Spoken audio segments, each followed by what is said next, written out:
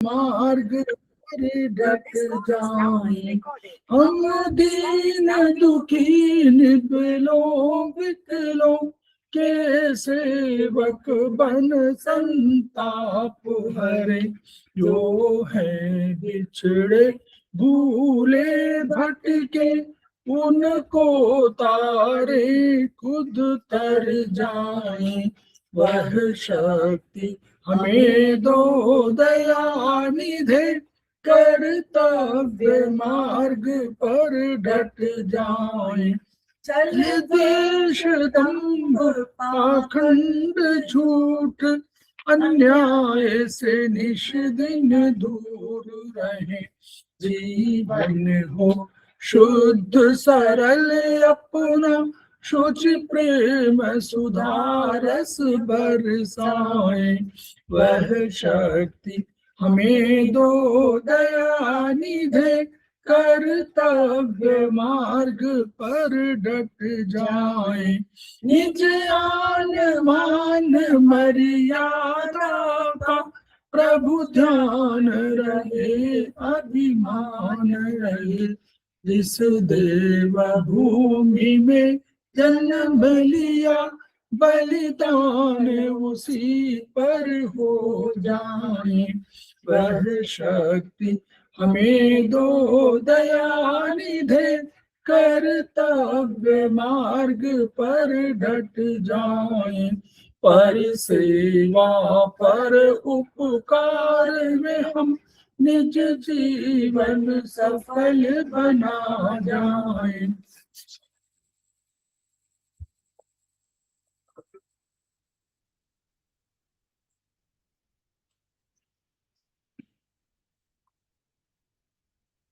समवाई classes में आप सभी का स्वागत है। हमारे बीच में श्रीमती वर्षा श्रीवास्तव, उपाध्यक्ष समवाई फाउंडेशन उपस्थित है, उनका स्वागत है। हमारे बीच में सुधा पाठक जी उपस्थित है, जो हमारी आज की फैकल्टी है और समवाई फाउंडेशन की प्रमोटर भी है, उनका स्वागत है। हमारे बीच में रीता गांधी जी उपस्थित है, सीनियर थेरेपिस्ट है, उनका स्वागत है। हमारे बीच में प्रियंका शर्मा जी उपस्थित है, सीनियर थेरेपिस्ट है, उनका स्वागत है। हमारे बीच में बबली सिंह उपस्थित है, समवाई फाउंडेशन की प्रमोटर है, प्रमोटर ही नहीं वो फैकल्टी है और हमारी एग्जीक्यूटिव बॉडी की मेंबर भी है, उनका स्वागत है। हम लोग उनका भी स्वागत कर रहे हैं जो अभी इस क्लास को ज्वाइन करेंगे, और उनका भी स्वागत है जो वीडियो के माध्यम से प्रसारित होने पर इसको देखेंगे और सुनेंगे। हम लोग समवाई फाउंडेशन के सदस्य हैं और हम लोग एक्यूप्रेशर शोध प्रशिक्षण एवं उपचार संस्थान प्रयागराज से संबद्ध हैं। वहाँ के मनीषी ब्रह्मलीन MP खेमका सर के हम ऋणी हैं, जिनकी वजह से संस्थान को यह शोहरत प्राप्त हुई है और हमारी इस एक्यूप्रेशर विधा को इतनी ख्याति और इतनी उन्नति प्राप्त हुई है। खेमका सर के कुछ सपने हैं, उनके कुछ मोटो है। उनका मोटो है each one reach one, each one treat one, each one teach one. इसी को आपके माध्यम से जन जन जागरण अभियान के तहत सारे संसार में फैलाने का हमारा सपना है, और हमें विश्वास है कि ये विधा जो अपेक्षाकृत कम खर्चीली है, उसका लाभ केवल आपको ही नहीं मिलेगा, आपके घर परिवार पास पड़ोस इष्ट मित्र बंधु बांधवों को नहीं मिलेगा, वरन समस्त पीड़ित मानवता को मिलेगा। इसी विचार के साथ हम लोग आज की क्लास की शुरुआत करने जा रहे हैं। हम लोग आज चर्चा करेंगे सुधा पाठक जी के साथ। एक मेरिडियन है, स्टमक और स्प्लीन, दोनों पर हम लोग चर्चा करेंगे। ट्रीटाइज 7, ये चैप्टर नंबर 29 और 30 है। तो ओवर टू सुधा पाठक। सर्वप्रथम क्लास में अरविंद सर का अभिनंदन करते हुए मैं सभी उपस्थित साथियों का स्वागत करती हूँ। तो अभी जैसा कि सर ने बताया कि ट्रीटाइज 7 में बहुत ही इंपॉर्टेंट चैप्टर स्टमक और स्प्लीन, चैप्टर नंबर 29 और 30, इन दोनों पर आज हम कुछ चर्चा कर रहे हैं। हम सभी जानते हैं कि हमारे बॉडी में जितने भी ऑर्गन है उसमें डाइजेशन के लिए स्टमक का कितना इंपॉर्टेंट रोल है। लेकिन फिर भी थोड़ा सा 2 लाइन में कुछ बातें स्टमक के बारे में सिर्फ बताना चाहूंगी, रिमाइंड कराना चाहूंगी। वैसे तो मुझे पता है, सबको मालूम है। तो हम सभी जानते हैं कि स्टमक जे आकार का एक खोखला और मांसपेशीय हॉलो मस्कुलर ऑर्गन है, जो कि डाइजेस्टिव सिस्टम का पार्ट होता है। यह फूड पाइप से SI के बीच सिचुएटेड होता है। फूड पाइप से लेकर SI स्मॉल इंटेस्टाइन के बीच में स्थित होता है। इसमें फूड को डाइजेस्टिव जूस और एंजाइम के साथ मिलाकर पचाने का काम होता है। जिससे कि बॉडी को पोषक तत्व मिल सके और एब्जॉर्ब कर न्यूट्रिशन प्राप्त हो सके। इसके यह डायफ्राम लाइन से नीचे होता है, ह्यूमन बॉडी में लेफ्ट साइड में लोकेटेड होता है, लगभग 20 से 25 इंच लंबा होता है, 13 इंच चौड़ा होता है। ओइसोफेगस और स्टमक जहां मिलते हैं उस जगह को कार्डिया कहते हैं, और साथ ही स्टमक के लास्ट एंड को, जो लास्ट एंड जहां से एसआई से स्मॉल इंटेस्टाइन से जुड़ा रहता है, वह ड्यूडेनम कहलाता है। सॉरी, एसआई के जो शुरुआत है ड्यूडेनम, उस जगह पर जहां स्टमक एसआई के ड्यूडेनम से जुड़ा रहता है उस जगह को पोलोरस कहते हैं हम। तो इस तरह हम जानते हैं कि जैसे ही हमारे बॉडी में हम खाना को लेते हैं, अपने मुंह में डालते हैं, वहां से फूड पाइप से होते स्टमक में जाता है। स्टमक में जाते ही जैसे स्टमक में खाना पहुंचता है, वहां पर उसके वॉल में, स्टमक के वॉल में तुरंत वहां पर रिपल्सन और कंस्ट्रक्शन और एक्सपेंशन की क्रिया शुरू हो जाती है, और वहीं से पाचन की क्रिया शुरू होती है, और वहीं पर HCl मिलकर भोजन को बिल्कुल पूरी तरह से बोलस के रूप में बनाने का काम शुरू करता है, जिससे फिर आगे बढ़ते बढ़ते SI-LI और उसके बाद डाइजेशन होकर हमारे बॉडी को न्यूट्रिशन प्राप्त होता है। तो इस तरह से हमने सिर्फ ये जाना कि स्टमक कितना इम्पोर्टेंट है और स्टमक का ऊपरी तौर पर क्या काम है। इसके बाद अपने बुक के अकॉर्डिंग हम स्टमक मेरिडियन, ये तो स्टमक के बारे में बताया, स्टमक मेरिडियन और उससे रिलेटेड डिजीज, उससे किस तरह से उससे डिजीज है, डिजीज से निकलने का ये कारण किस मतलब क्या करके हम उस डिजीज से निकल सकते हैं, उसके ट्रीटमेंट, सबके बारे में अभी हम अपने चैप्टर नंबर 29 में इसको चर्चा करते हैं। तो स्टमक के मुख्य 4 कार्य होते हैं। वैसे तो अभी तक हमने देखा है कि स्टमक का भोजन पचाना कार्य होता है, लेकिन उसको भी जब हम ये करते हैं, उसको भी हम जब डिफ्रेंशिएट करते हैं, तब उसमें हमें पता चलता है कि भोजन का मुख्य कार्य 4 होता है। पहला है भोजन को पचाना। पाचन के बाद भोजन के मिश्रण को नीचे छोटी आंत में भेजना। ऊर्जा या की को शरीर के ऊपर से नीचे की ओर प्रवाहित करना। शरीर में शारीरिक द्रव्यों यानी बॉडी फ्लूइड के स्रोत के रूप में कार्य करना। तो यह हमने देखा, पाचन के अलावा, पाचन तो मुख्य कार्य है ही, लेकिन इसमें ये चारों कार्य उसके मुख्य फंक्शन है। ये चाइनीज कंसेप्ट है, हम लोग ध्यान देना चाहिए, ये चाइनीज कंसेप्ट है, और जो BHB में कहा गया मॉडर्न साइंस में, वो इससे डिफरेंट हो सकता है, लेकिन यह जो चाइनीज कंसेप्ट है वो ये। फिर अमाशय का कार्य भोजन को पकाना तथा पचाना है, ताकि स्प्लीन भोजन के सार को, उसके न्यूट्रिशन को, उसके अवयव को अलग करके शरीर को भेज सके, जिससे कि शरीर में उसका एब्जॉर्प्शन हो सके। फिर अतः अमाशय में अधिकांश रोग पाचन क्रिया से संबंधित होते हैं। कहने का मतलब पचाना है स्टमक का कार्य, तो उसका अधिकांश कार्य उसका होता है, भोजन को पचाना होता है। उसमें जो बीमारी होती है वो भी भोजन के पचाने से रिलेटेड ही होती है। शरीर के मध्य उष्मा, मिडिल वार्मर, सभी जानते हैं 3 वार्मर में, इसमें एक जो बीच वाला मिडिल वार्मर के बारे में बताया गया है। मिडिल वार्मर के नियंत्रक स्टमक एवं स्प्लीन होते हैं। मिडिल वार्मर शरीर के ऊर्जा पथों का केंद्र है, जहां से ऊर्जा ऊपर तथा नीचे की ओर प्रवाहित होती है। स्टमक की ऊर्जा ऊपर से नीचे की ओर प्रवाहित होती है। हम सभी जानते हैं कि ऊर्जा हमारे बॉडी में फ्लो करते रहती है, किडनी से ऊपर नीचे जाती है, लंग्स की तरफ, लंग्स से नीचे आती है। इसी क्रम में स्टमक से नीचे की तरफ ऊर्जा आती है। पाचन मार्ग में भोजन को ऊपर से नीचे की ओर ले जाना महत्वपूर्ण कार्य स्टमक की करती है।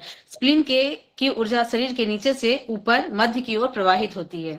स्प्लीन पचे हुए भोजन के साथ तत्व न्यूट्रिएंट्स को निकालकर उससे रक्त आदि का निर्माण कर लंग्स और हार्ट को भेजता है। स्प्लीन भोजन से पचे हुए न्यूट्रिएंट्स को की के रूप में या ब्लड के रूप में बनाकर उसको लंग्स और हार्ट में भेजता है।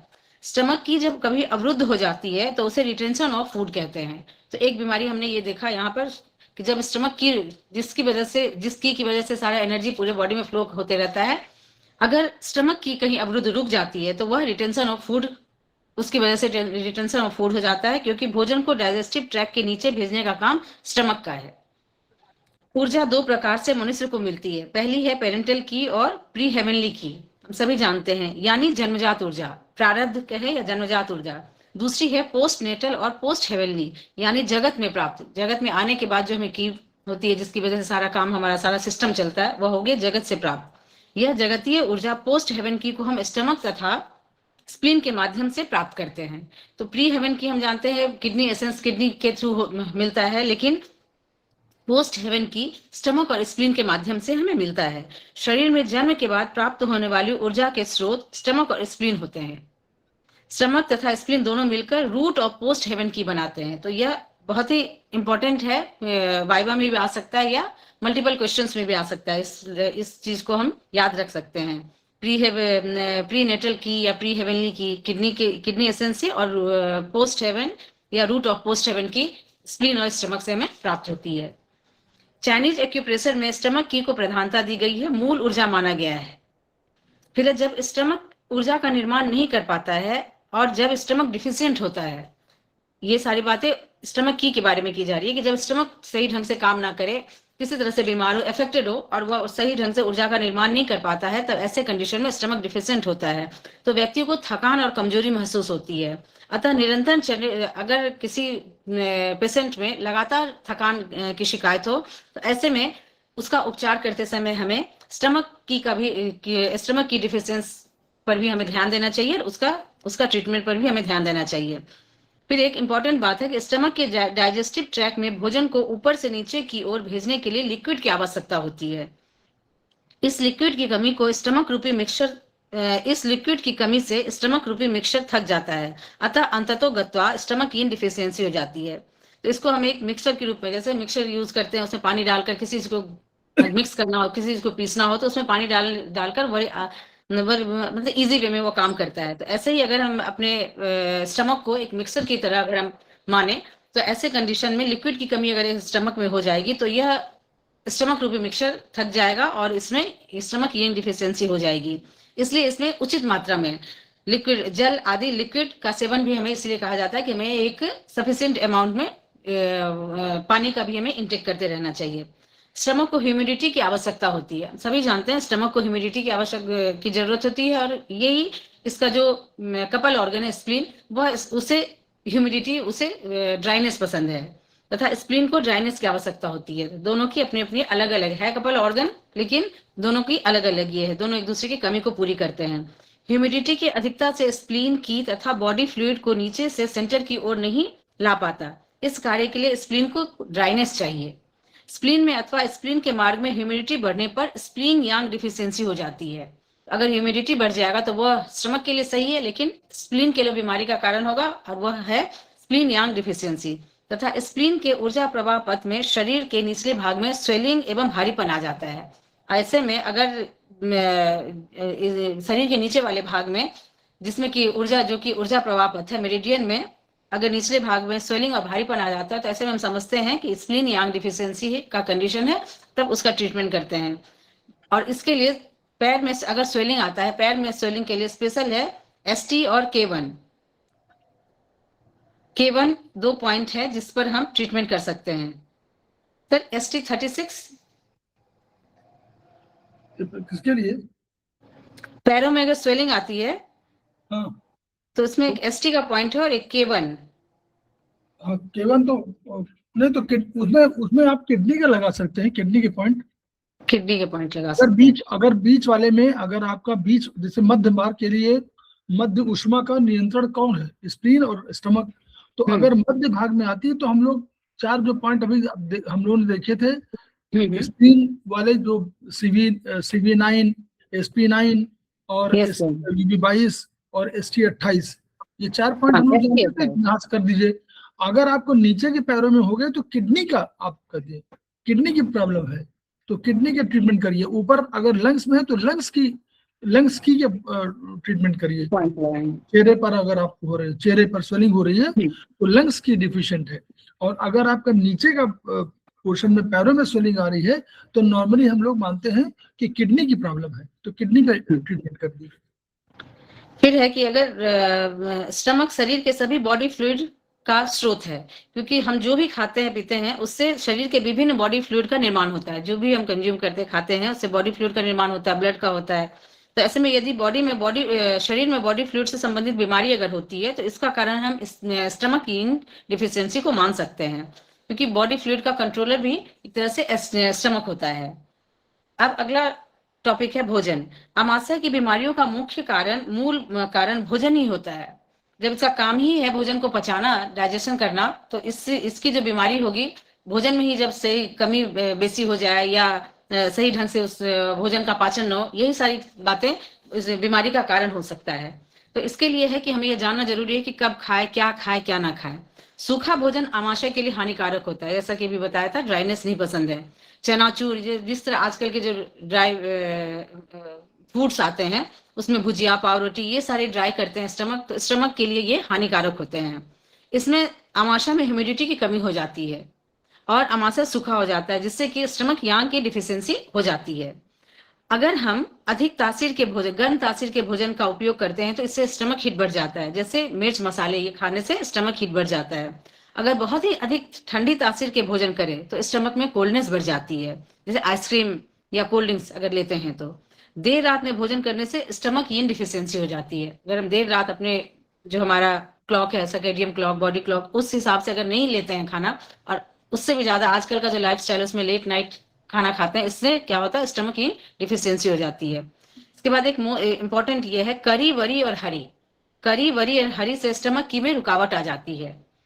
रुकावट आकर प्रारंभ में retention of food in stomach हो जाता है तथा लंबी अवधि में मार्गोल्लंघन या कॉन्ट्रावेक्शन होने लगता है तथा पेट में ऊर्जा एवं बॉडी फ्लूइड उल्टे चलने लगती है, जिससे कि डकारें आने लगती है, छाती में जलन, उबकाई आदि की भी शिकायत हो जाती है।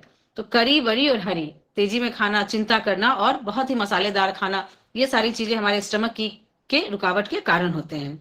अब है कि कब कब खाएं और कितना खाएं। इसमें नियमित समय पर भोजन करना चाहिए। अनियमित भोजन करने से स्टमक की डिस्टर्ब हो जाती है और उचित समय पर, सही समय पर नाश्ता करना चाहिए। भोजन ज्यादा या कम ना करें, सफिशिएंट अमाउंट में ही करना चाहिए। जल्द भोजन ना करें, चबा कर खाएं। रात्रि जो बेसिक चीजें जो हम जानते हैं हमें उसको फॉलो करना चाहिए। आवश्यकता से अधिक भोजन करने से स्टमक को उसे पचाने में दिक्कत आती है तथा स्टमक को भोजन पचाने में ऊर्जा ज्यादा लगता है, इसलिए हमें बिल्कुल ही लिमिट में ही खाना खाना चाहिए। स्टमक की का दर्पण हमारी जीभ होती है। अब अगला पॉइंट है, स्टमक की का दर्पण हमारी जीभ होती है। वो देखते हैं किस तरह से। जीभ पर अगर मामूली सफेद परत बनाती है तो स्टमक ठीक से कार्य कर रहा है।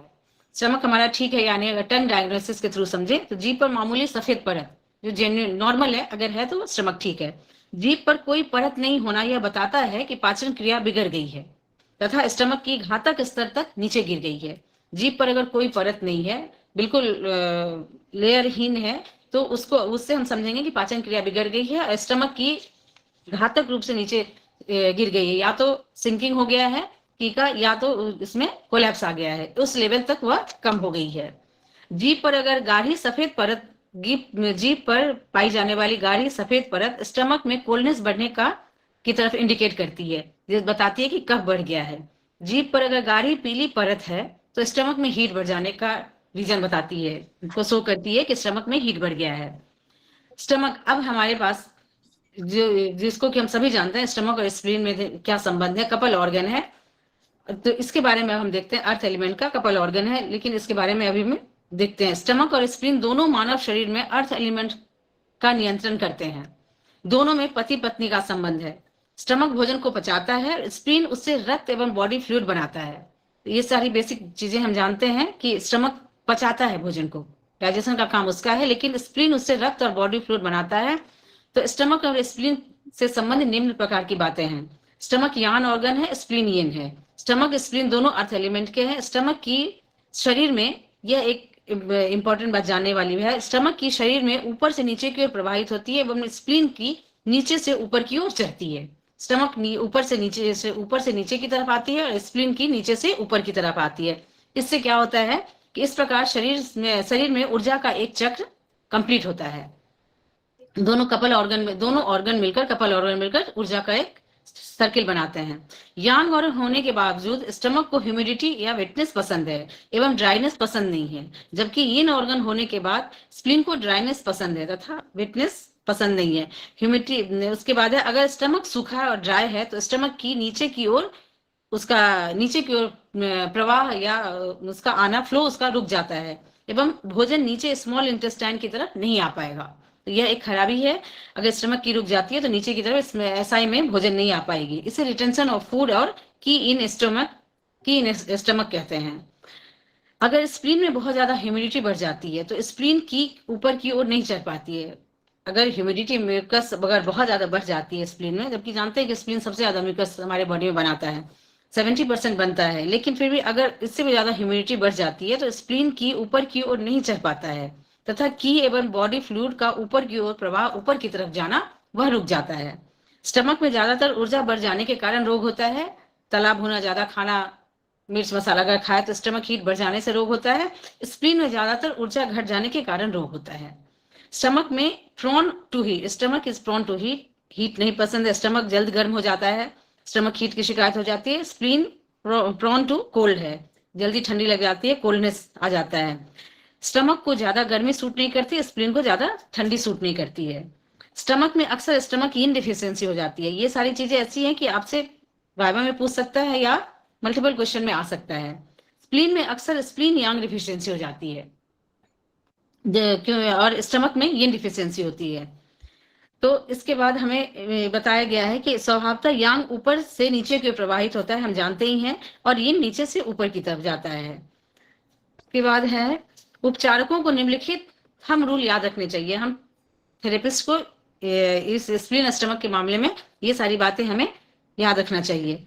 स्टमक में डिफिशियंसी के कारण आमाशय में तनाव एवं दर्द हो तो CV12 पर हमें उपचार देना चाहिए। स्टमक में अगर डिफिशियंसी की शिकायत आती है और आमाशय में स्टमक में तनाव और दर्द है तो इसमें CV12 पर हमें उपचार देना चाहिए। वैसे भी हम जानते हैं कि CV12 हमारे स्टमक से सभी तरह के प्रॉब्लम के लिए बहुत ही अच्छा पॉइंट है, और स्टमक से रिलेटेड प्रॉब्लम में CV12 का बहुत सारे प्रोटोकॉल में यूज किया जाता है। स्टमक में अगर एक्सेस ऊर्जा के कारण जब ऊर्जा का मार्गोल्लंघन होता है, कॉन्ट्रावेक्शन होता है, होकर उबकाई आती है, तो ऐसे में हमें ST21 पर उपचार देना चाहिए। फिर स्टमक मेरिडियन में 45 पॉइंट्स हैं। स्टमक मेरिडियन यांग 45 पॉइंट्स होते हैं, ये बताया गया है। फिर symptom two of disorder of stomach meridian, इसमें है all mouth and facial problem के लिए ST45 ST44 पर हमें ट्रीटमेंट देना चाहिए। Problem two lower extremities specially cold leg and feet, empirical point of shoulder pain, इसमें ST38 को ट्रीट करते हैं। टूथेक के लिए ST44 और ST45। डाइजेस्टिव डिसऑर्डर के लिए हमें ST43 पर ट्रीटमेंट देना चाहिए। और empirical point of biliary accessories, इसमें हमें ST2 पर हमें ट्रीटमेंट देना चाहिए। बाइलरी एक्सेसरीज मीन्स जर्म, अगर ज्यादा है, जर्म की शिकायत है, तो ऐसे कंडीशन में हमें ST2 पर ट्रीटमेंट देना चाहिए। फिर हाइपर एक्टिव और हाइपो एक्टिव, इस दोनों में हाइपर एक्टिव स्टमक के क्या लक्षण है, जब बहुत ज्यादा एक्टिव हो जाए, हाइपो एक्टिव जब ये से अपने फंक्शन से कम अगर एक्टिव हो, तो ऐसे में क्या लक्षण हो सकते हैं। तो हाइपर एक्टिव स्टमक के लक्षण है जैसे ज्वर आना, ऐंठन होना, भूख बढ़ जाना, पैर के बाहरी भाग में दर्द होना, स्टमक मेरिडियन के साइड में पैर में दर्द होना। हाइपो एक्टिव में लक्षण है कि भोजन में स्वाद ना आना, ढंग से पचेगा नहीं, भोजन में स्वाद ना आना, गैस हो जाना, चलने में परेशानी होना, कमजोरी महसूस करना और भूख का बंद हो जाना। इसी बात को हमें एक चार्ट के माध्यम से समझाया गया है। स्टमक की deficiency, stomach coldness disease, stomach yin deficiency, stomach की डिफिशियंसी, स्टमक कोल्डनेस डिजीज, ये इसी के बारे में हमें पूरे ब्रीफ में बताया गया है। तो स्टमक की डिफिशियंसी के समय में मेन लक्षण आएगा प्रातःकाल थकान लगना, फिर पेट और पेरू में दर्द होना, फिर उसके बाद है भूख का घटना, भोजन में स्वाद का ना आना, पतले दस्त हो जाना, arrested digestion, weakness of lower limbs. फिर इसमें स्टमक की डिफिशियंसी के केस में जीभ का अगर देखते हैं हम, तो उसमें हमें पीली जीभ नजर आएगी, नब्ज होगा, मध्य दाहिनी नब्ज में रिक्तता। रोग के कारक है इसमें स्टमक की डिफिशियंसी के केस में भोजन में विटामिन, प्रोटीन तथा इत्यादि की कमी हो जाना। दूसरा कारण है आवश्यकता से कम भोजन करना और इसमें डाइटिंग में शामिल है। अगर बहुत ज्यादा मेंटेन रखने के लिए डाइटिंग करते हैं, ये से ज्यादा करते हैं, जरूरत से ज्यादा करते हैं, तो ऐसे में यह स्टमक की डिफिशियंसी हो सकती है। पुरानी बीमारी भी स्टमक की डिफिशियंट हो जाती है, जैसे पुराने ज्वर के बाद आई हुई कमजोरी से स्टमक की डिफिशियंट हो जाता है। फिर इसके उपचार सिद्धांत है। उपचार सिद्धांत में जगतीय ऊर्जा पोस्ट हेवन की का मुख्य स्रोत स्टमक है। अभी हमने देखा था स्टमक स्प्लीन होता है। स्टमक भोजन से ऊर्जा का उत्पादन करने का पहला जो स्टेप है वो स्टमक में होता है। इसलिए स्टमक की डिफिशिएंट होती है तब व्यक्ति प्रातः 7 से 9 के बीच कमजोरी तथा थकान को महसूस करता है। तब जानते हैं यही टाइम स्टमक का भी होता है ऑर्गन क्लॉक के अकॉर्डिंग। तो ऐसे कंडीशन में जब स्टमक की डिफिशिएंट हो जाएगा तो पेशेंट को 7 से 9 के बीच में कमजोरी और थकान अनुभव होगा। फिर इसी के उपचार सिद्धांत में आता है कमजोर स्टमक के कारण भोजन नीचे की ओर नहीं बढ़ पाने के कारण आमाशय और पेरू में एपिगैस्ट्रियम में अजीब सा भारीपन और असहजता महसूस करता है। इसका कारण स्टमक में ऊर्जा की कमी होता है। अगर स्टमक में ऊर्जा की अधिकता होगी तो एपिगैस्ट्रियम में दर्द नहीं होगा। स्टमक में अधिकता होगी ऊर्जा की या सफिशिएंट होगा तो एपिगैस्ट्रियम में दर्द नहीं होगा। जब स्टमक दर्द होगा सॉरी नहीं नॉर्मल अगर ऊर्जा होगी तब दर्द नहीं होगा सर। हाँ ऊर्जा की अगर अधिकता होगी तब दर्द होगा, लेकिन अगर नॉर्मल ऊर्जा रहा तो दर्द की शिकायत नहीं होगी। जब स्टमक की डिफिशिएंट होती है तो धीरे धीरे स्प्लीन की भी डिफिशिएंट हो जाती है। क्योंकि दोनों कपल ऑर्गन है, एक दूसरे से रिलेटेड है, तो स्टमक की डिफिशिएंट होने के बाद धीरे धीरे करके अगर उस पर कंट्रोल ना करे तो स्प्लीन की भी डिफिशिएंट हो जाती है। जब दोनों डिफिशिएंट हो जाता है तो भूख की कमी, स्वाद की कमी, पतले दस्त, पीली जीभ आदि के लक्षण प्रकट होते हैं। फिर ऐसे ये सारे सिम्टम अगर किसी पेशेंट में नजर आते हैं तो उसके लिए हम उपचार क्या दे सकते हैं। इसमें ST36, CV6, CV12, UB21 इन चारों पॉइंट को हमें टोन करना है। जिसमें कि ST36 हम जानते हैं होमियोस्टेसिस पॉइंट है, CV6 ऊर्जा का सागर, CV12 पेट के दर्द के लिए, पेट की से रिलेटेड प्रॉब्लम के लिए बहुत ही इंपॉर्टेंट है, और UB21 स्टमक का बैक्सू पॉइंट है। फिर है उपचार का तरीका, तो टोन करें अथवा मोक्षा करें। इन सारे पॉइंट को हम टोन करें या मोक्षा कर सकते हैं। फिर है उपचार का प्रभाव ST36 स्टमक की को टोन करता है। CV12 स्टमक तथा स्प्लीन की ऊर्जा को बढ़ाता है क्योंकि यह खुद अपने आप में ऊर्जा का सागर होता है। CV6 विटामिन पॉइंट है तथा पतले दस्त एवं उसमें आई हुई कमजोरी के कारण के उपचार का महत्वपूर्ण बिंदु होता है। फिर UB21 स्टमक की को टोन करता है तथा अधिक थकान को खत्म करता है। तो इस तरह से हमने स्टमक की डिफिशियंसी किसी पेशेंट में आती है तो उसके लक्षण, उसके डायग्नोसिस को देखा, उपचार को देखा, ट्रीटमेंट को देखा और उसका क्या प्रभाव आएगा उसके बारे में भी हमने जाना। फिर दूसरा पॉइंट है हमारे पास स्टमक कोल्डनेस डिजीज। तो इसमें है सब समय थकान लगना। स्टमक कोल्डनेस डिजीज अगर होता है तो इसमें है सब समय थकान लगना, पेट एवं पेरू में असहजता जो शौच के बाद बढ़ जाती है, शौच के बाद बढ़ जाएगी असहजता, तथा मालिश करने पर उसमें आराम मिलता है। पेट पर अगर मालिश करें तो उसमें आराम मिलता है। तो यह बताता है स्टमक कोल्डनेस बढ़ गया है। भूख न लगना, गर्म भोजन एवं पेय को पसंद करता है पेशेंट। पतले दस्त का होना, हाथ पैर का ठंडा हो जाना और सादे पानी की उल्टी होना। उल्टी में भोजन का नहीं निकलना, सिर्फ सादा पानी की तरह वोमिटिंग निकलना। फिर जीभ को अगर हम देखेंगे तो फूली हुई तथा पीली होगी जीभ। नब्ज अगर देखेंगे तो दोनों हाथों में कमजोर तथा गहरी नब्ज होगी। भोजन में ठंडे भोजन तथा पेय जैसे कोल्ड ड्रिंक्स, आइसक्रीम, सलाद, फल, आइसक्रीम इत्यादि की अधिकता का होने की वजह से स्टमक कोल्डनेस डिजीज हो जाती है। भोजन में विटामिन प्रोटीन की कमी होना, बाहरी ठंडक आमाशय में अगर चली जाती है तब स्टमक कोल्डनेस डिजीज होती है। फिर उपचार सिद्धांत क्या दे सकते हैं, इसमें स्टमक में कोल्डनेस बढ़ने के साथ ही स्टमक की भी डिफिशिएंट हो जाता है, जिससे कि ठंडक अंदर हो जाती है तथा पैर हाथ ठंडे रहने लगते हैं। पतला दस्त होता है तथा गर्म भोजन तथा पेय अच्छे लगते हैं पेशेंट को। फिर इसमें है जब स्टमक की डिफिशिएंट हो जाती है तब स्टमक में कोल्डनेस तो होती ही है, रोगी को दबाने तथा मालिश करने से आराम मिलता है तथा गर्म भोजन पेय लेने से अच्छा लगता है। लॉन्ग ब्योल मेरिडियन में LI तथा ST मेरिडियन मिलाकर ब्राइटर यांग लॉन्ग ब्यूल बनाती है, अतः शौच के बाद एपिगैस्ट्रियम में सहजता बढ़ जाती है। स्टमक और लार्ज इंटेस्टाइन की कमी के कारण ऐसा होता है। फिर इसमें है रोग का उपचार देंगे। ग्रुप ए में 2 तरह से इसको उपचार देंगे, 2 ग्रुप में देंगे। पहला है ST36, CV6, CV12, UB20, 21 सभी को हम टोन करेंगे। ये हमने देखा था अभी स्टमक की डिफिशियंसी के केस में भी हमने किया। और दूसरे ग्रुप में ट्रीटमेंट देंगे P6, CB12, ST34, UB21 सारे पॉइंट को हम टोन करेंगे या उपचार का तरीका टोन करेंगे या मोक्षा कर सकते हैं। फिर तीसरा है, तीसरे कैटेगरी में स्टमक इन डिफिशियंसी अगर हो जाती है तो क्या क्या लक्षण होते हैं, क्या उपचार दे सकते हैं। इसके मुख्य लक्षण है पेरू एवं पेट में दर्द, भूख का न लगना, खाने के बाद भारीपन लगना, कब्ज की शिकायत, प्यास के बावजूद कम पानी पीने की इच्छा होना तथा गला और मुंह का सूखा होना, ज्वर तथा तीसरे पहर में ज्वर जैसा लगना। फिर अगर जीभ देखेंगे तो लाल तथा मध्य में पील्ड होगा, और नब्ज अगर पल्स को देखें दोनों हाथ में तैरती हुई रिक्त नब्ज मिलेगी। रोग के कारक हैं इसमें अनियमित भोजनचर्या, रात्रि में देर से भोजन करना, बड़े बड़े कौर तोड़कर जल्दी जल्दी खाना, धीरे धीरे चबा चबा कर खाने की जगह पर बड़े बड़े कौर खाना, खाते वक्त भी चिंता करना, खाते ही काम में लग जाना। पहले स्टमक की डिफिशियंसी होती है तथा लंबी अवधि के बाद स्टमक इन डिफिशियंसी में या स्टमक की डिफिशियंसी शुरू में अगर नहीं ट्रीट किया जाए तो वह स्टमक इन डिफिशियंसी में परिवर्तित हो जाती है। फिर है उपचार सिद्धांत।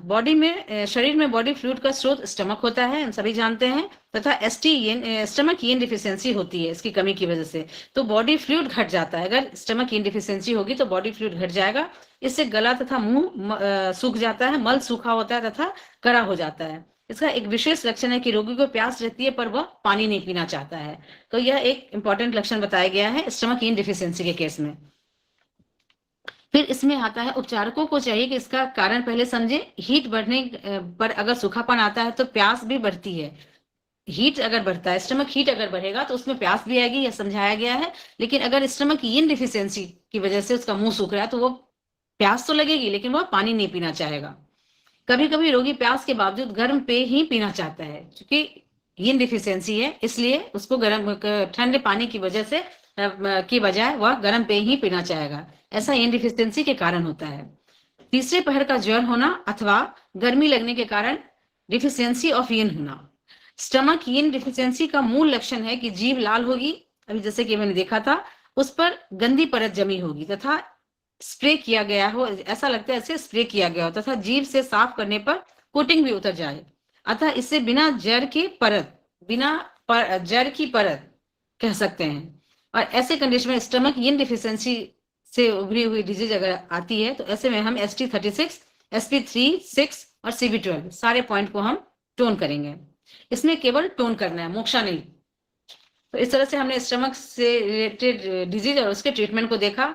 फिर है treatment of disease caused by stomach excess. ये अभी हमने देखा था स्टमक डिफिशियंसी के बारे में। अब है stomach caused by stomach excess के बारे में, है बीमारी के बारे में। इसमें है इंटीरियर हीट इन स्टमक।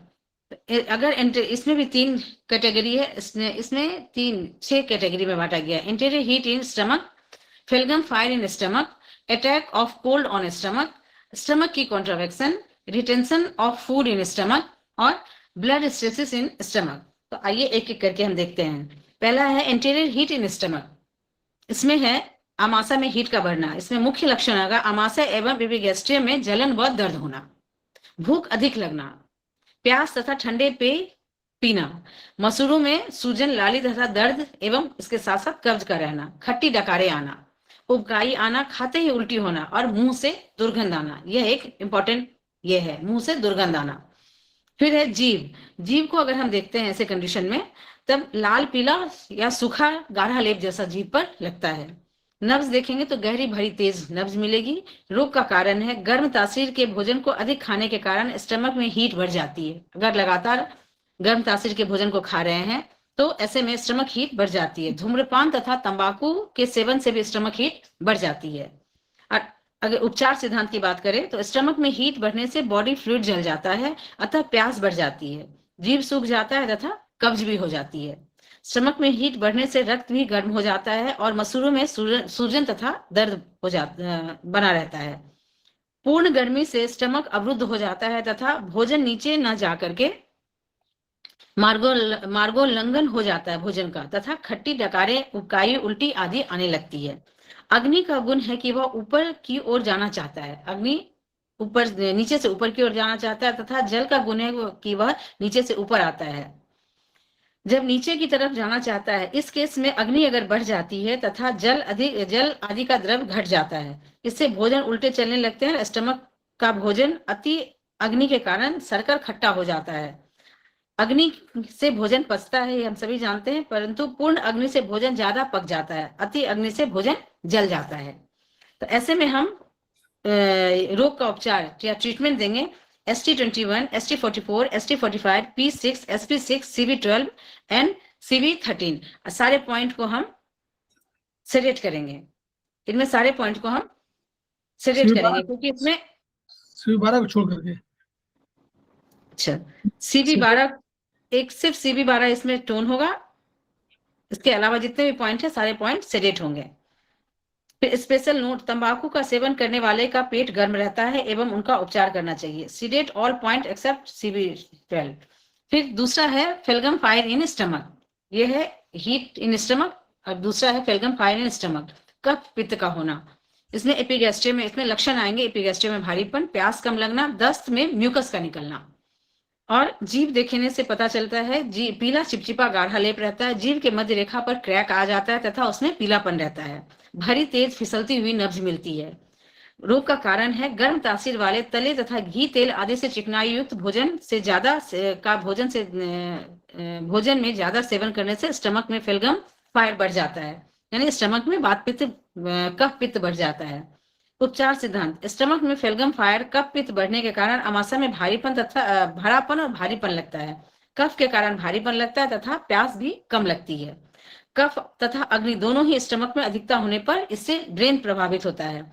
अनिद्रा तथा मैनिक डिप्रेशन में भी पेशेंट जा सकता है। अग्नि की अधिकता से मैनिया होता है तथा कफ की अधिकता से डिप्रेशन होता है।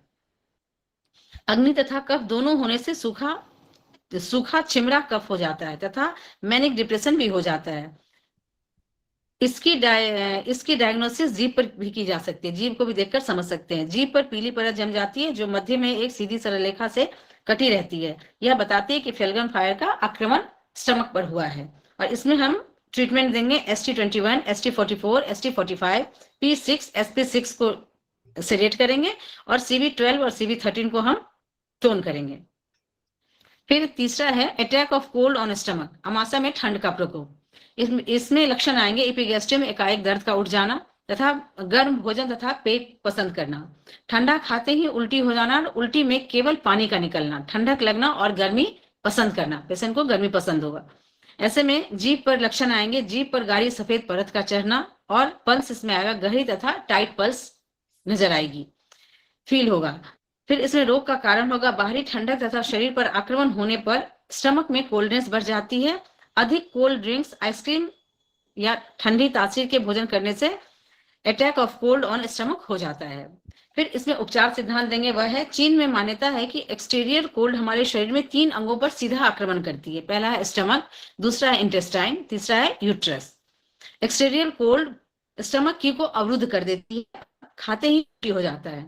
अधिक ठंडक से स्टमक यांग भी डिफिशियंट हो जाता है तथा स्टमक का कार्य भी प्रभावित होता है। जब यांग का काम ही फंक्शन करना तो वो प्रभावित होगा तो स्टमक का फंक्शन प्रभावित हो जाएगा तथा पाचन कार्य धीमा हो जाता है, जिसकी वजह से जब अमाशय पर ठंड का आक्रमण हो जाता है तो रोगी को ठंड लगती है तथा नब्ज धीमी हो जाती है, गर्म पेय उसको पसंद आते हैं तथा ठंडे पेय से बीमारी और बढ़ जाती है। इसमें हम उपचार देंगे ST21, ST34, SP4, CV13, सारे पॉइंट को हम सेलेक्ट करेंगे और ST21 इसमें बताया गया एक एक पॉइंट के बारे में। ST21 गेट पास पॉइंट है, इस पर मोक्षा करना चाहिए। ST34 या एक्यूमुलेटिंग पॉइंट है, यह अमाशय के अवरोधों को, जितने भी इसमें डिस्टर्बेंस होते हैं, अवरोधों को हटाकर एक्यूट तथा पेनफुल सिम्टम को ठीक करता है। सिर्फ अगर ST34 पर भी हम ट्रीटमेंट देते हैं तो यह चूंकि एक्यूमुलेटिंग पॉइंट है तो यह भी छोटे मोटे तौर पर पेट के स्टमक के प्रॉब्लम को ठीक कर सकता है। फिर चौथा पॉइंट है स्टमक की कॉन्ट्रावेक्शन। इसमें सिम्टम आते हैं डकार आना, उबकाई आना, उल्टी होना और एक हिचकी आना। फिर इसमें जीभ को अगर देखेंगे तो कोई चेंज नहीं आएगा, पल्स हमें टाइट मिलेगी।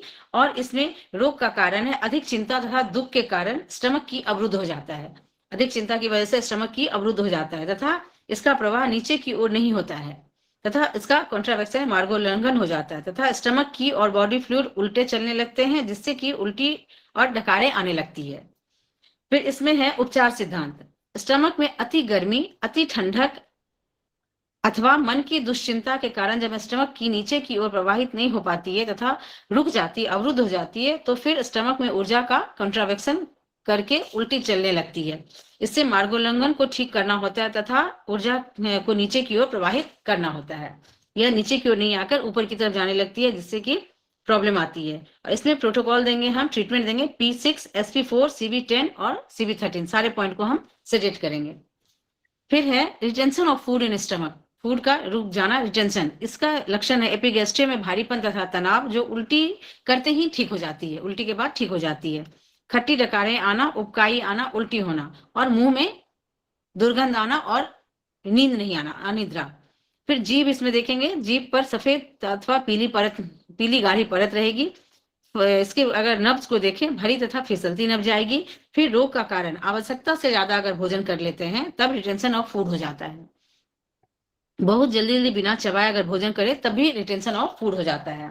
फिर इसमें उपचार सिद्धांत है, स्टमक इंटीरियर एक्सेस पैटर्न होता है। इसमें स्टमक में अंदरूनी कोल्ड अथवा हीट एक्सेस हो जाती है, कोल्ड अथवा हीट दोनों ही एक्सेस हो जाती है। जब इंटीरियर कोल्ड होता है तो जीभ पर सफेद परत, जो अभी हमने देखा था, और अगर इंटीरियर हीट होता है तो जीभ पर पीला लेप चढ़ जाता है। भोजन एवं ऊर्जा आमाशय में अवरुद्ध हो जाती है, जिससे वे नीचे की ओर प्रवाहित नहीं हो पाती है तथा उल्टी, भारीपन, डकारे और खट्टा पानी आने लगता है।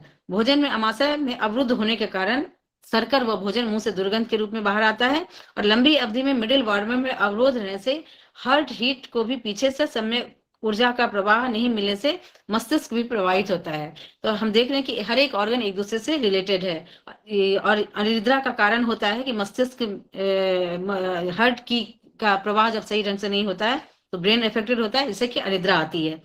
फिसलती नब्ज बताती है कि अंदर भोजन रुका हुआ है। और इसमें प्रोटोकॉल देंगे हम ST21, ST44, ST45, SP4, P6, CB10 and CB13, सारे पॉइंट को हम सेडेट करेंगे। इसमें ST21 यह पास गेट पॉइंट है, अमाशय की तथा भोजन को दरवाजा खोलकर आगे बढ़ाता है। ST44 यह अमाशय की गर्मी को निकालकर अवरोध हटाता है। ST45 अनिद्रा को शांति प्रदान कर ठीक करता है तथा अवरुद्ध भोजन को आगे बढ़ाता है। SP4 अवरुद्ध भोजन को आगे बढ़ाता है तथा रोज प्रतिरोधक क्षमता को बढ़ाता है। P6 यह ऊर्जा को नीचे की ओर प्रवाहित करता है। इस तरह से ये सारे पॉइंट मिलाकर ट्रीटमेंट देंगे तो पेशेंट को अच्छा इफेक्ट आएगा। फिर ब्लड स्टेसिस इन स्टमक, इसमें लक्षण आएंगे। एपिगैस्ट्रियम में छुरा भोंकने की तरह दर्द होगा, जो दबाने से या सेकने से ठीक हो जाता है। भोजन के बाद दर्द होता है, भोजन खाने के बाद दर्द होने लगेगा। मल में रक्त का आना, गहरे रक्त की उल्टी होना। पल्स देखेंगे तो इसमें जीभ देखेंगे तो जीभ के मध्य में पर्पल कलर नजर आएगा, सूत के समान पल्स आएगा। और इसमें रोग का कारण है, यह एक क्रॉनिक अवस्था होती है। क्रॉनिक अवस्था होती है जब स्टमक में लगातार अग्नि बढ़ती है तो लास्ट में पेट में अल्सर होकर ब्लड स्टेसिस हो जाता है। जब स्टमक में अनवरत रिटेंशन ऑफ फूड होता है तो बाद में ब्लड स्टेसिस भी हो जाता है। लगातार क्रोध, डिप्रेशन आदि रहने से अंत में स्टमक में ब्लड स्टेसिस हो जाता है। जब लीवर की अधिक होकर स्टमक पर आक्रमण करती है तो स्टमक में ब्लड स्टेसिस की शिकायत हो जाती है। फिर इसमें है उपचार सिद्धांत क्या देना चाहिए। स्टेसिस ऑफ ब्लड होने पर एपिगैस्ट्रियम तथा स्टमक के बीच में होने वाला दर्द बहुत ही भयंकर होता है और चीर फाड़ के समान का दर्द होता है।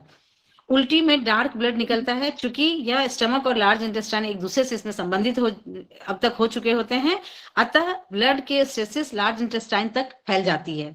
जब जीभ का रंग पर्पल हो तो ब्लड स्टेसिस है, ऐसा समझना चाहिए। फिर इसमें प्रोटोकॉल देंगे ST21, ST34, SP10, CB10, UB17 and UB18, सारे पॉइंट को हम सेडेट करेंगे। इसके साथ साथ हमें ऑल्सो ट्रीट लीवर की इन्वेडिंग द स्टमक, लीवर की का भी हमें ट्रीटमेंट देना चाहिए। तो इस तरह से हमने स्टमक मेरिडियन के बारे में, उसके लक्षण, उसके कारण के बारे में देखा, बीमारी से रिलेटेड प्रोटोकॉल देखा, और इस तरह से हमारा यह स्टमक मेरिडियन का चैप्टर खत्म होता है। इसके आगे फिर हम आगे करते हैं, इसके कपल ऑर्गन के बारे में बात करते हैं। यह है स्प्लीन मेरिडियन।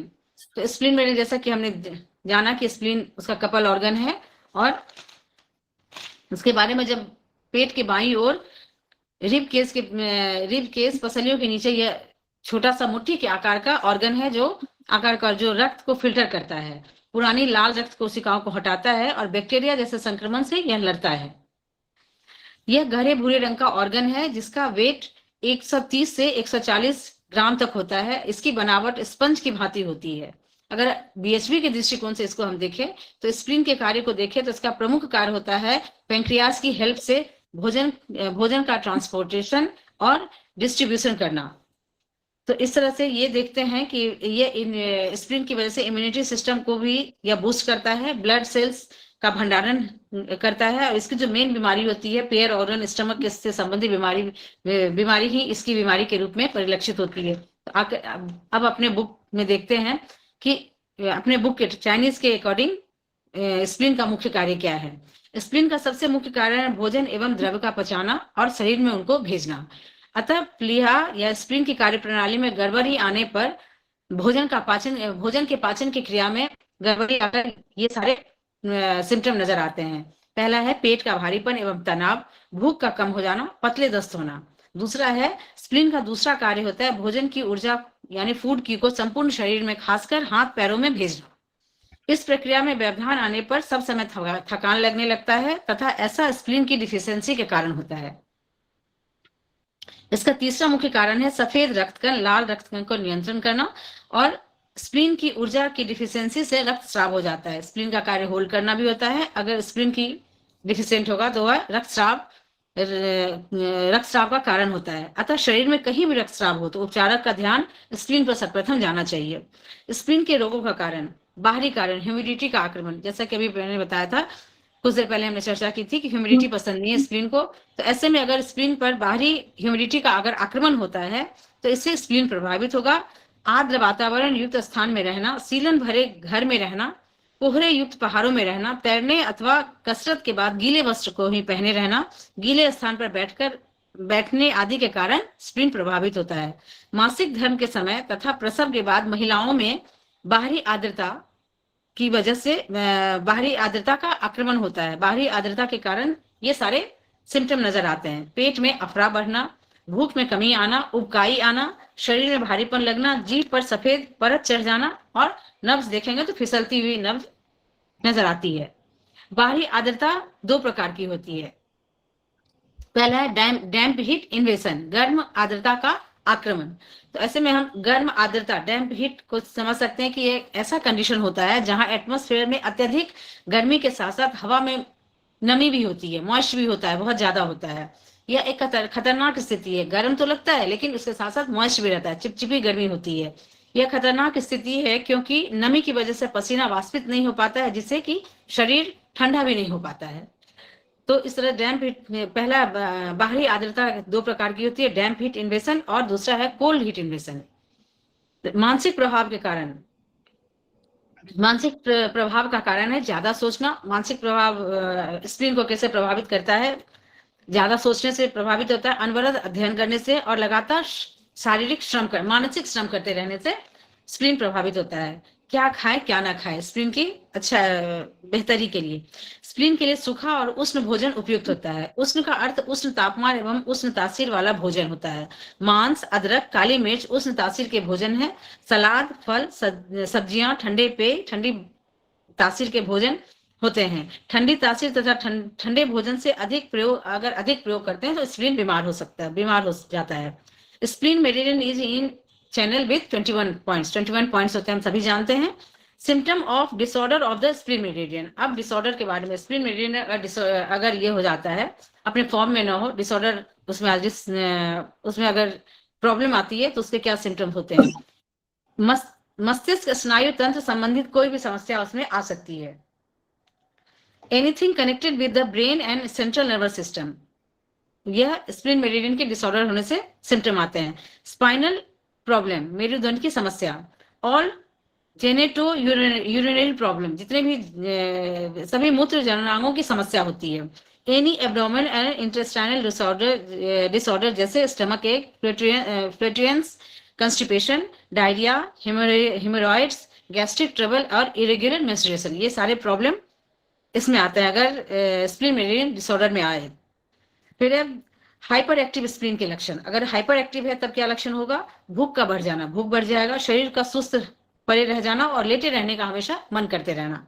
फिर अगर हाइपर एक्टिव होता है तो इसमें मीठा खाने का मन करता है पेशेंट को, नीचे से दुर्गंधित अपान वायु का निकलना, स्मरण शक्ति का घटना और पैर का कम काम करना। फिर स्प्लीन डिफिशियंसी के टाइप। सभी प्रकार के रोग स्प्लीन डिफिशियंसी में किस तरह के रोग होते हैं? स्प्लीन की deficiency, spleen Yang deficiency, spleen not supplying blood, spleen की एबनॉर्मली डिफिशियंट या आगे आगे और आगे स्प्लीन आगे आगे है, दिया हुआ है, आगे दिया हुआ है। और एक्सेस टाइप में इस सब की चर्चा आगे वाले हम चार्ट में करते हैं। तो spleen treatment of spleen deficiency type disease, इसमें है अगर स्प्लीन की deficiency, spleen Yang deficiency, spleen not controlling blood, तो पहले इनको देखते हैं। स्प्लीन की डिफिशियंसी के केस में भूख ना लगना, खाने के बाद पेट में भारीपन लगना, थकान लगना, हाथ पैर में कमजोरी लगना, आलस से सुस्ती आना, उबकाई आना, छाती व अधिक जठर में भारीपन लगना, एपिगैस्ट्रियम में भारीपन लगना। इसमें वर्ण आएगा पीत वर्ण, दस्त, पतले दस्त होंगे, नब्ज रिक्त रहेगा, जीभ पीली अथवा सामान्य पुराने रोगों में किनारे फटे होते हैं। इसमें जीभ के साइड में स्वेलिंग आ जाती है। ऐसे में जीभ के पास के किनारों में, ऐसा जीभ के बीच पास के किनारों में होता है। जीभ में छोटा आरा क्रैक भी हो जाता है। जब जीभ पूरी जीभ में साइड में स्वेलिंग आए तो लीवर यांग और लीवर फायर का हमें उपचार देना चाहिए। स्वाद रोग के कारण अच्छे अधिक ठंडे एवं कच्चे भोजन जैसे सलाद आदि के अत्यधिक सेवन से प्लीहा का पाचन शक्ति प्रभावित होता है। अनियमित समय पर भोजन करना एवं अत्यधिक भोजन करना भी से भी ऊर्जा की स्प्लीन की घट जाती है। बहुत कम भोजन लेना अथवा भोजन में प्रोटीन की कमी से भी स्प्लीन डिफिशियंट हो जाता है। बहुत ज्यादा सोचने अथवा मानसिक तनाव से भी स्प्लीन डिफिशियंट हो जाता है। विद्यार्थियों, वैज्ञानिकों, व्यापारी आदि में ज्यादा समय तक मानसिक कार्य करने से स्प्लीन डिफिशियंट हो जाता है। खासकर तब ज्यादा नुकसानदेह होता है जब जल्दी भोजन करने के बाद फिर काम में लग जाते हैं। इसमें जलवायु का प्रभाव पड़ता है। अधिक समय तक नमी में रहने से स्प्लीन की डिफिशियंट हो जाता है। पुराना रोग जैसे जैसे पुराना होता है स्प्लीन की घटती जाती है, कब बढ़ता जाता है और लगातार खांसी होती रहती है। इसमें उपचार देंगे sp3, sp6, cb12, st36, ub20 और ub21 सारे पॉइंट को हम टोन करेंगे। उपचार का प्रभाव, cb12 पर उपचार देने से स्प्लीन की ऊर्जा बढ़ती है तथा अमाशय में रुका हुआ भोजन नीचे की तरफ प्रवाहित होता है। फिर दूसरा है स्प्लीन यांग अगर डिफिशियंट होता है तो उसमें क्या लक्षण आते हैं? इसमें है भूख ना लगना, खाने के बाद पेट में भारीपन लगना, थकान लगना, हाथों पैरों में कमजोरी का लगना, ठंड लगना, हाथ पैर ठंडे हो जाते हैं और पीत वर्ण, शरीर का कलर पीत हो जाता है, पीला वर्ण, इसमें वर्ण पीत हो जाता है। दस्त, इसमें पतले दस्त लगेंगे तथा नब्ज कमजोर धीमी गहरी नब्ज होती है। फिर जीभ इसमें मिलेगी पीली गिली सूजी नब्ज मिलती है। रोग का कारण होता है, रोग के लक्षण सामान्य वही होते हैं जो स्प्लीन की डिफिशियंसी जो अभी हमने इसमें चर्चा की थी। और इसमें अगर हम पुराना रोग को देखें तो रोग पुराना होने पर स्प्लीनोमेगाली हो जाता है तथा इसमें स्प्लीन यांग डिफिशियंसी स्प्लीनोमेगाली के केस में हमें स्प्लीन यांग डिफिशियंसी का उपचार देना चाहिए। और इसमें प्रोटोकॉल होगा sp3, 6, 9, cb9, cb12, st28, 36, ub20, 21, 22 and liver 13। इन सभी इसमें से sp9, cb9, st21, ub22 इन सभी पॉइंट को हम सेलेक्ट करेंगे। और इस केस में in case of humidity tone all the point, अगर ह्यूमिडिटी का केस है तो ऐसे में हम सभी पॉइंट को टोन करेंगे। फिर तीसरा कंडीशन है स्प्लीन नॉट कंट्रोलिंग ब्लड। अगर नॉट कंट्रोलिंग ब्लड का कंडीशन बनता है स्प्लीन का तो स्प्लीन की डिफिशियंसी के प्राय लक्षणों के साथ साथ इसमें ये सारे लक्षण भी स्प्लीन की डिफिशियंसी के तो लक्षण आएंगे ही, साथ साथ चर्म पर रक्त के काले लाल चकत्ते हो जाना, पेशाब में रक्त का आना, दस्त के साथ रक्त का आना, अतिरज रक्त प्रदर पर पूरा रक्त के चकेते बन जाना, bleeding anywhere in the body में कहीं भी ब्लीडिंग हो जाना। इसमें दस्त पीला वर्ण का होता है, इसमें नब्ज एकदम महीन होती है, जीभ पीली होती है। स्प्लीन में ऊर्जा, इसमें रोग के कारण है, स्प्लीन में ऊर्जा घट जाने से स्प्लीन जब शरीर में रक्त नियंत्रण नहीं कर पाता है तो शरीर में कहीं से भी ब्लीडिंग प्रारंभ हो जाती है। इसकी वजह से शरीर में कहीं चमड़ी पर भी चमड़ी पर भी रक्त के थक्के बन जाते हैं तथा पेशाब अथवा योनि में रक्तस्राव होना इसका मुख्य लक्षण है। इस रक्तस्राव को डिफिशियंट नेचर कहते हैं, जबकि इसमें उल्टे रक्त में गर्मी से रक्तस्राव हो सकता है। इसे एक्सेस नेचर का रक्तस्राव कहेंगे। दोनों में अंतर करना मतलब एक एज ए थेरेपिस्ट दोनों में अंतर इस सारे सिम्टम को देखकर हम कर सकते हैं। प्रोटोकॉल देंगे SP10, SP1, UV17 मोक्षा करें या सबको हम टोन कर सकते हैं। फिर ट्रीट स्प्लीन की डिफिशियंसी के पॉइंट को भी इसमें हम यूज कर सकते हैं। फिर है स्प्लीन की एबनॉर्मल डिफिशियंसी और स्प्लीन की सिंकिंग की इसमें लक्षण होंगे पेट का लटक जाना, जरायु, योनि अथवा गुदा का बाहर निकल आना, bearing down sensation of the abdomen, piles का हो जाना, वेरिकोज वेन्स का होना, हर्निया होना, wrinkles in body due to old age और बुढ़ापे में कमजोरी। मतलब वो इतना कमजोर हो गया है स्प्लीन की, हर एक चीज में इसमें ये सारी प्रॉब्लम आती है। फिर रिक्त एवं कमजोर इसमें नब्ज होता है, जीभ पीली होती है। स्प्लीन की डिफिशियंसी के कारण जब स्प्लीन की ऊर्जा रक्त आदि को नीचे से ऊपर नहीं प्रवाहित करती है, अपने कार्य में अक्षम होती है, तो वह वेरिकोज वेन्स, हेमोराइड्स इस सब के रूप में आता है और बार बार पेशाब आता है, पेशेंट पेशाब रोक नहीं पाता है। स्प्लीन की एब्डोमिनल डिफिशियंसी के कारण होता है, जिसमें ज्यादा खड़े रहना पड़ता है, ये रोग कह सकते हैं। जिन्हें ज्यादा खड़े रहना पड़ता है उनमें यह रोग हो सकता है। फिर है माइस्थेनिया ग्रेविस। माइस्थेनिया ग्रेविस जिसमें कि सारे ऑर्गन हम लटक जाते हैं और पलकी भी साथ साथ पलकी भी लटक जाती है, इसको माइस्थेनिया ग्रेविस कहते हैं। इसमें इसका उपचार करना चाहिए, जिसमें हमें प्रोटोकॉल है SP36, ST21, ST36, GB1, GB20, CV6, CV12, UB20, 21 सारे पॉइंट को हमें टोन करना चाहिए। इसमें हमें एक एक पॉइंट के बारे में बताया गया है। DU20, GB20 for prolapse of uterus के लिए है, CV5 prolapse for all prolapse के लिए है, ST21 प्रोलैप्स ऑफ स्टमक के लिए है और GB1 प्रोलैप्स ऑफ एनस के लिए है। सारे पॉइंट को हमें टोन करना है।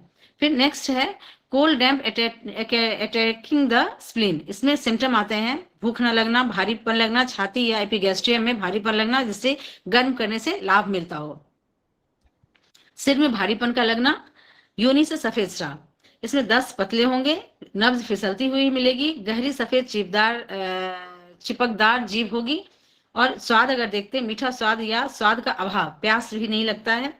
और इसके बाद है बाहरी रोग के कारक। बाहरी नमी के आक्रमण से एक्यूट स्टेज में स्प्लीन एक्सेस हो जाती है। नमी एवं छाती एवं अधिजठर में भारीपन तथा भरापन और भारीपन आता है। स्प्लीन ऊर्जा के ऊपर चढ़ने के कार्य में बाधा आकर सर में ऊर्जा का अभाव हो जाता है तथा सिर भारी रहने लगता है। वेजाइना से सफेद डिस्चार्ज प्रारंभ हो जाता है। जीभ पर चिपचिपी लेप से शरीर में नमी अधिकता बताती है। जीभ की गाढ़ी परत एक्सेस सिम्टम बताती है तथा पतली पर डिफिशियंसी सिम्टम बताती है।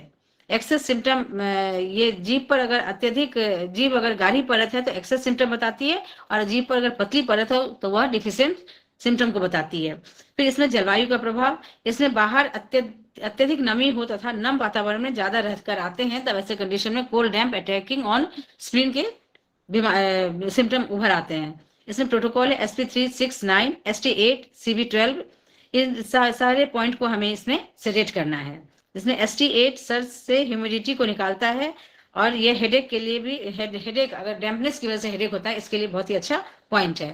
फिर इसमें लास्ट पॉइंट है heat damp attacking on spleen. अभी हमने देखा कोल्ड डैम्प, नेक्स्ट पॉइंट है heat damp attacking of spleen. और इसमें लक्षण होगा भूख न लगना, भारीपन लगना, छाती एपिगैस्ट्रियम में भारीपन लगना, थोड़ा ज्वर होना। तो ऊपर वाले तीनों सिम्टम हमने cold damp attacking of spleen में भी देखा था, लेकिन इसके बाद के जो सिम्टम है वो डिफ्रेंशिएट करते हैं। इसमें ज्वर आएगा, पेट दर्द होगा, उबकाई आना, उल्टी होना, पेशाब कम होना, गहरा पीला पेशाब होना और गुदा में जलन होना। दस्त होगा, दुर्गंधित पतला दस्त होगा, तेज फिसलती नब्ज होगी, चिपचिपी पीली परत वाली जीभ होगी, प्यास लगना पर बहुत कम पानी पीना। फिर इसमें जो रोग के कारण होंगे, जब मामूली बुखार दिन भर बना रहता है तब डैम्प हीट इन स्प्लीन के कारण होता है, तथा जब मामूली ज्वर दोपहर के बाद एवं शाम को आए तो स्प्लीन यिंग डिफिशियंसी होती है। गुदा में जलन, मल में दुर्गंध तथा पीला शराब बताता है, पीला पेशाब बताता है कि हीट बढ़ी हुई है, शरीर में हीट बढ़ी हुई है। स्प्लीन में हीट भरी हुई है। फिर इसमें जलवायु का प्रभाव है। गर्मी में नमी के आक्रमण से आए इस रोग इस श्रेणी में आते हैं। फूड इन्फेक्शन का उपचार हमें यहाँ करना चाहिए। और इसमें प्रोटोकॉल है SP69, GB9, LI11, UB20, GB gall bladder 34। इन सभी पॉइंट को इसमें हम सजेस्ट करते हैं। तो इस तरह से हमने अपने दूसरे इसके स्टमक के कपल ऑर्गन स्प्लीन के बारे में भी उसके सिम्टम, हाइपर हाइपो एक्टिव होना और उसके सारे लक्षण को देखना, बीमारी के लक्षण देखना और उसके साथ साथ उसके ट्रीटमेंट को देखा है। इस तरह से हमारा ये चैप्टर फिनिश होता है सर। बढ़िया। तो थैंक हम यू लोग सर। जो है 2 चैप्टर हम लोग इसको पढ़िए। स्प्लीन और स्टमक दोनों बहुत इंपॉर्टेंट है, तो पढ़ते रहिए इसको। जब पढ़ेंगे तो कुछ पॉइंट्स कॉमन है वही मिलेंगे, तो हम लोग उपचार करेंगे। खेमका सर को हम लोग याद करेंगे और उनकी ऊर्जा को ट्रांसफर करना चाहेंगे और ट्रांसफर करते रहेंगे। तो क्योंकि हम लोग का सबका लक्ष्य है जन कल्याण, तो अगर जन कल्याण की भावना मूलतः भावना है, अगर वो रहेगी तो हम लोग खेमका सर के उन्हीं सपनों को पूरा करेंगे जो उन्होंने कहा था कि each one reach one, each one treat one, each one teach one. इन्हीं शब्दों के साथ हम लोग बंद करते हैं। और कल हम लोगों का कल कोई क्लास नहीं होगी। ठीक है, ठीक है, ठीक है कल कोई क्लास नहीं है। आज भी क्लास एक लेट हो गई थी, वो वर्चुअली एक साहब आ गए थे, तो ट्रीटमेंट पैटर्न का तो चलिए प्रणाम sir. Thank you sir. Thank you ma'am. Thank you ma'am. Sir Monday को प्रैक्टिकल क्लास होगी? नहीं, मंडे को होगी, मंडे को होगी। ठीक है सर, मंडे को होगी। ठीक है, प्रणाम सर। मंडे को प्रैक्टिकल है। हाँ, संडे बस बंद है जी। ठीक है, ठीक है, प्रणाम sir. Thank you sir. Thank you ma'am. Thank you so much.